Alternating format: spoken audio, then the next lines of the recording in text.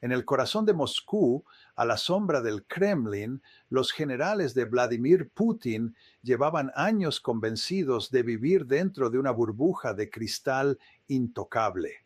Lejos del barro del frente y fuera del alcance letal de los misiles de largo alcance, su realidad transcurría entre calles lujosas y oficinas protegidas. Estaban seguros de una cosa: la guerra jamás los alcanzaría. Esa ilusión se rompió de forma abrupta el 22 de diciembre. Ese día, una explosión de coche en la calle Yasenevaya, en la capital rusa, destrozó no solo un vehículo, sino toda una doctrina de seguridad estatal. El objetivo no era un civil cualquiera ni un funcionario menor. El ataque iba dirigido contra un general ruso de alto rango. En cuestión de segundos, una zona tranquila de Moscú se convirtió en una escena de pánico, caos y confusión. Pero este atentado no fue únicamente contra una persona, fue un golpe directo al corazón del sistema de seguridad del Estado ruso, porque el hombre eliminado no era un burócrata ni un soldado de segunda fila, era uno de los cerebros más valiosos del aparato militar ruso. El teniente general Fanil Saravarov, jefe de entrenamiento operativo del ejército ruso y figura clave en la maquinaria bélica de Putin, fue silenciado de forma fulminante. Cuando observamos la ubicación del ataque, la gravedad del asunto se vuelve aún más evidente. La calle Yasenevaya estaba a apenas 20 minutos en coche del Palacio del Kremlin en hora punta. En términos militares, eso no es una retaguardia segura, es una zona roja directa, un espacio que, según los propios protocolos rusos, activa medidas de emergencia inmediatas ante la posibilidad de ataques secundarios. En otras palabras, este atentado obligó a la élite del Kremlin a reaccionar como si el presidente estuviera bajo amenaza directa. La pregunta clave es evidente: ¿por qué elegir un objetivo de tan alto valor? ¿Por qué provocar deliberadamente pánico en el centro del poder ruso? Aunque el nombre de Saravarov no es ampliamente conocido en los medios occidentales, en los pasillos oscuros del estamento militar ruso era una figura bien reconocida. Su carrera se extendía desde Chechenia hasta Siria y más tarde Ucrania. Terminó no en un campo de batalla, sino en pleno Moscú, mediante un dispositivo explosivo colocado con precisión quirúrgica bajo su vehículo. Para los expertos militares, este atentado es la prueba más clara hasta la fecha de que la arquitectura de seguridad rusa está gravemente dañada. La guerra ya no está lejos. Ha regresado a casa para perseguir a quienes la diseñaron. Los informes de inteligencia describían a Saravarov como el ejecutor del trabajo sucio de Putin. Su trayectoria se construyó sobre ciudades arrasadas y poblaciones sometidas. No era un estratega convencional, su especialidad era la represión brutal, diseñada para quebrar la resistencia civil. En Ucrania, su papel fue aún más crítico. Estaba directamente vinculado a crímenes de guerra que hoy están siendo investigados por la Corte Penal Internacional.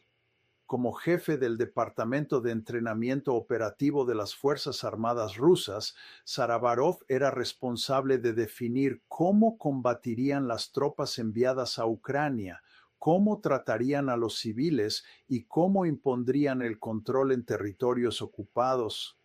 Las imágenes que estremecieron al mundo desde Bucha y Mariupol, civiles asesinados, intervenciones brutales, violencia sistemática, no fueron accidentes del campo de batalla, fueron el resultado directo de una doctrina de entrenamiento diseñada desde arriba.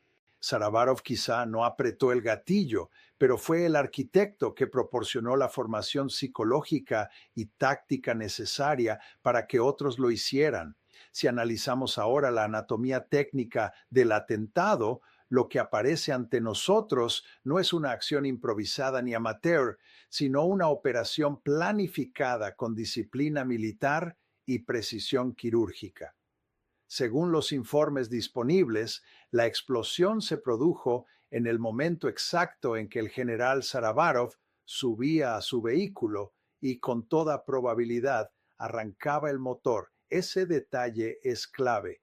Indica que el artefacto fue activado mediante un sensor de presión o alternativamente por control remoto desde las inmediaciones. En ambos casos, estamos ante un método que requiere vigilancia previa, conocimiento de rutinas y una ejecución sin margen de error.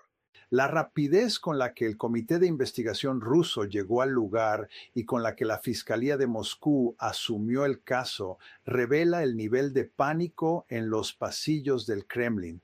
La versión oficial, que intentó vincular el atentado a tráfico ilegal de armas o a un conflicto personal, no fue más que un intento torpe de preservar la imagen de un Estado fuerte ante su propia población.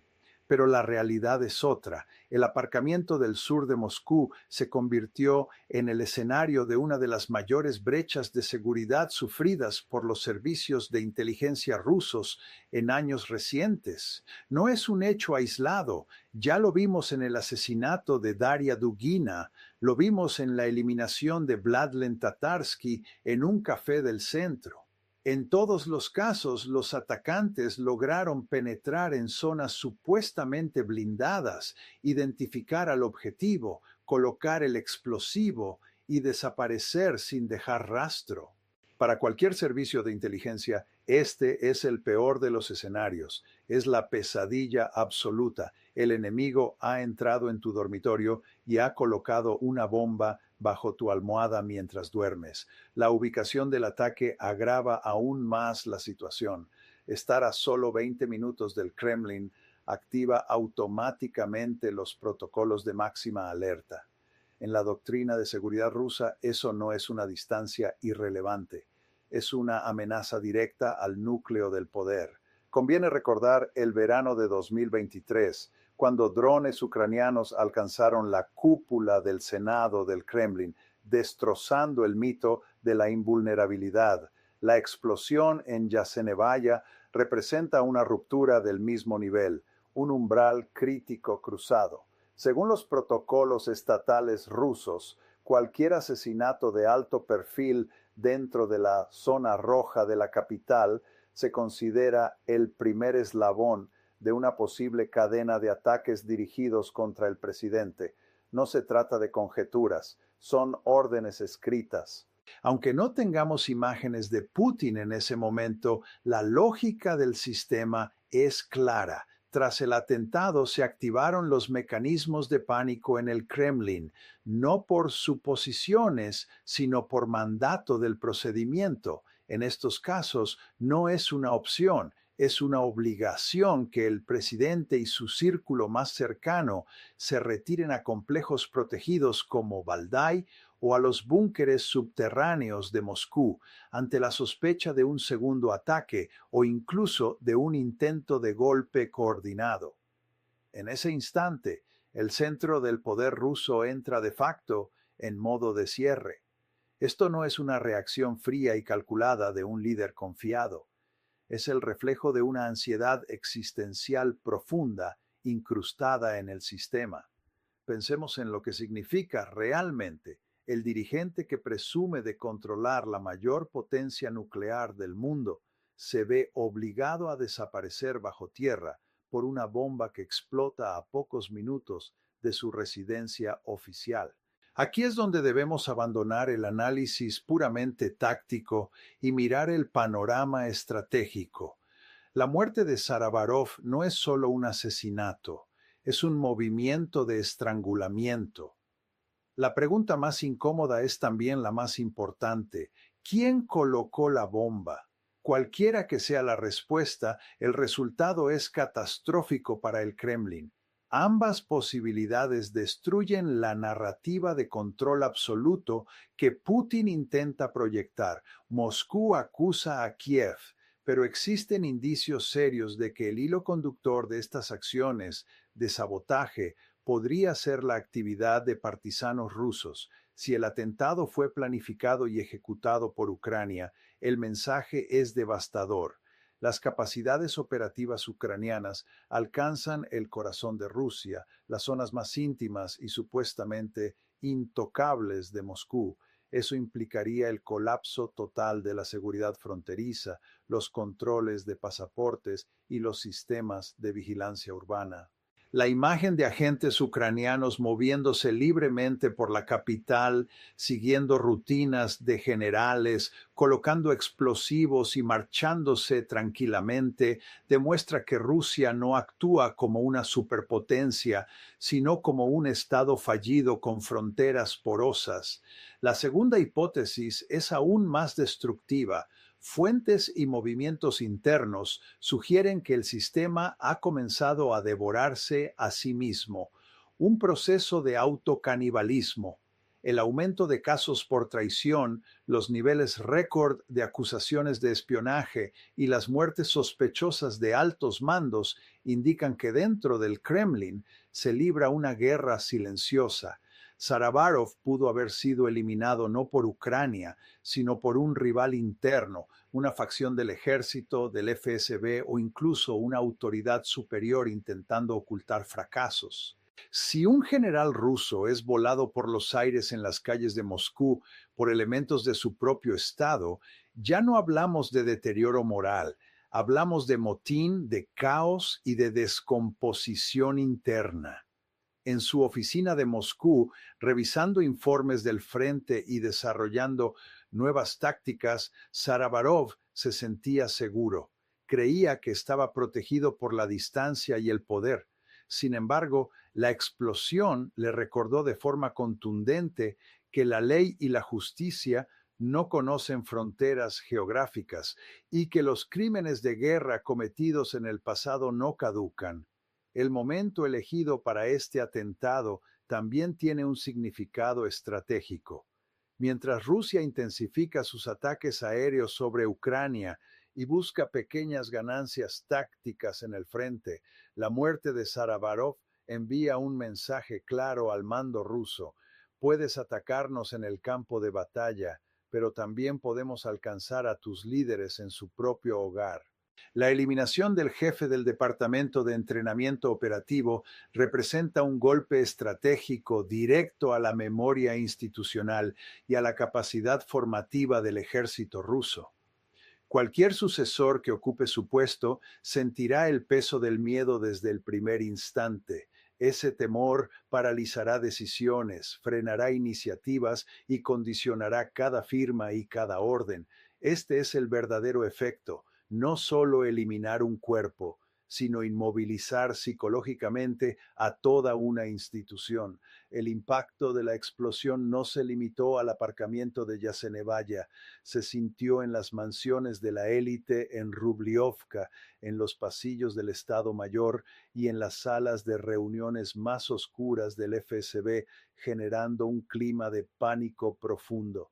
La muerte de Saravarov no es un hecho aislado ni una coincidencia desafortunada. Es la última pieza de una campaña sistemática de depuración que se desarrolla en el corazón de Rusia. En solo un año, Moscú se ha convertido en una trampa mortal para generales y altos oficiales. General Yaroslav Moskalik fue eliminado con un coche bomba. General Igor Kirillov de manera similar. Y ahora Saravarov. Esto no es estadística, es un patrón, una prueba irrefutable de que el paraguas de seguridad ruso ha sido destruido. El efecto más aterrador para el Kremlin es psicológico. Los generales, acostumbrados a enviar soldados al frente mientras elaboraban estrategias desde la seguridad de sus oficinas en Moscú, ahora saben que no existe inmunidad. La destrucción del vehículo de Saravarov ha roto ese contrato tácito de protección. Cada general, cada coronel y cada alto funcionario mirará con desconfianza su propio coche al arrancar. Cada semáforo y cada extraño frente a su casa serán percibidos como posibles amenazas. Este estado de paranoia corroe la estructura de mando desde dentro, ralentiza la toma de decisiones, inhibe la iniciativa y hace que la supervivencia personal prime sobre el curso de la guerra. El incidente también obligó a los propagandistas rusos a admitir algo que antes negaban. Los generales están más seguros en el frente que en su propia capital. Esta confesión es en sí misma un reconocimiento del colapso del Estado. Si un país no puede proteger a sus altos mandos en su propia capital, ¿qué legitimidad tiene para proteger fronteras o territorios ocupados? La muerte de Saravarov envía un mensaje inequívoco a la población rusa. Si ni siquiera los generales del Kremlin están a salvo, usted mucho menos. Este efecto dominó también alcanzará a aliados, criminales de guerra, propagandistas y colaboradores del régimen. Todos aquellos que creían seguros en Moscú ahora saben que están en la mira. Desde Daria Dugina hasta Tatarsky, de Kever a Saravarov, queda claro el alcance de la inteligencia ucraniana o de los elementos disidentes dentro de Rusia. La seguridad como moneda de lealtad, uno de los pilares del régimen, ha quedado invalidada. Además, la tensión entre el FSB y el ejército alcanzará niveles máximos. Cada asesinato es una brecha de seguridad y alguien debe pagar por ello. El ejército culpará al FSB por la falta de protección. El FSB, a su vez, alegará incompetencia del ejército. Esta guerra interna entre instituciones debilitará aún más la frágil estructura de poder de Putin. El colapso del frente interno no se limita a los generales. El recurso humano del país también está exhausto. La brecha entre los datos oficiales y la realidad muestra que incluso la capacidad propagandística del Estado ha llegado a su límite. El Kremlin afirma que 700,000 soldados están en el frente, pero sumando movilizados y personal contratado, la falta asciende a 1,5 millones. La pregunta es inevitable: ¿dónde están esos hombres? ¿Murieron en Ucrania bajo operaciones dirigidas por generales como Saravarov o se perdieron en el propio sistema? El asesinato de Saravarov actúa como catalizador de esta duda creciente. Putin había firmado un contrato implícito con la población rusa. Con la explosión del coche de Saravarov, ese contrato se volatilizó. No hay seguridad. La estabilidad se ha evaporado. Moscú deja de ser la capital europea resplandeciente y se parece ahora a las ciudades dominadas por la mafia en los años 90, donde una bomba podía estallar en cualquier momento. Esta situación genera una parálisis estratégica. En lugar de centrarse en enemigos externos como Ucrania o la OTAN, el liderazgo se ve obligado a perseguir enemigos internos y proteger su propia retaguardia. Un Estado que gasta su energía en seguridad interna pierde automáticamente capacidad operativa en el frente. Este síndrome paranoico, común a todos los regímenes que temen a su propia sombra, está llevando al colapso del régimen de Putin. El humo que se elevó aquel día sobre Moscú no era solo el humo de un Kia incendiado, era la señal de que el mito de invulnerabilidad del Kremlin había terminado. Fenil Saravarov